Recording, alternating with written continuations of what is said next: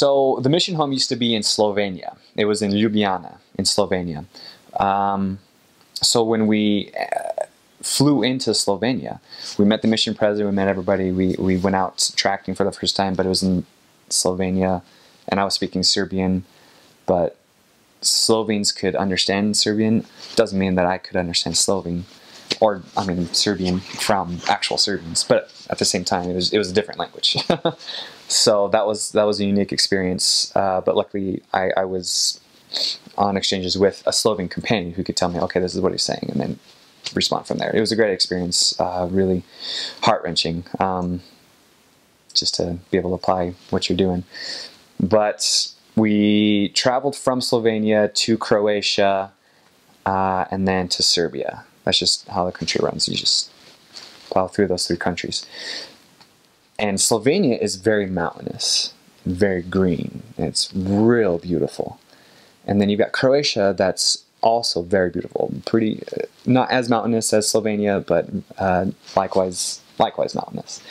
And that's what I love. I grew up around the mountains, except being from Vegas, I grew up in the desert, so everything's brown. So this whole green climate was completely new to me. But then as soon as we drove into Serbia, I don't know how it happened, but crossing over that bridge from Croatia to Serbia into flat. And Serbia is just flat, but it's still green.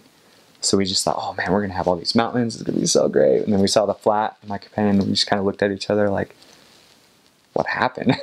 Like, we just went down this slope, and we're like, oh, we were bummed, but it was still green. It was still beautiful. But my first transfer, it was a summer, and summers in Serbia are not only hot, but they are humid like no other. And like I said, being from a desert, I had no idea how to adjust. And so showering and then going outside still feeling like you're showering was, it was painful. It was a very awkward transition, climate-wise. But we also didn't have air conditioning in our apartments. A lot of apartments in the mission, they do have an AC unit, but ours did not. We had a couple of little ventilators, little fans, but the ones that we had started breaking. The only way that you could get them to work were to propel them. You know, we had the cages off of them, and we turn it on, it would start and then stop. We just have to keep propelling them. And I was good at it, man. I was good at propelling those fans, and that's how we slept. And we knew one night, we knew that one of them broke, because as soon as it broke, both of us woke up. It was so hot.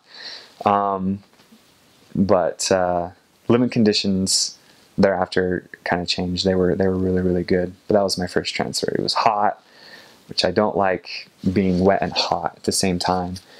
And learning the language was a struggle, but honestly, in the MTC, I felt really, really good communicating with people in Serbian.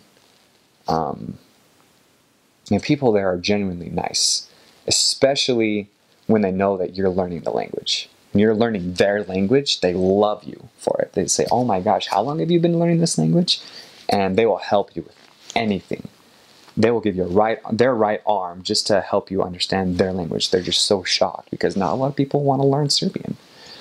And so that was kind of the grappling effect of me being who I am and the Serbians, being able to communicate and become one with the people, is really diving into their culture, starting out with the language, immersing yourself in the language. And that's one of the biggest lessons that I learned that first transfer was, of course, you want to be able to communicate with people to share the gospel, but you cannot communicate with people unless you communicate with their needs. You communicate with who they are, which the first transfer is learning their language and how they learn it.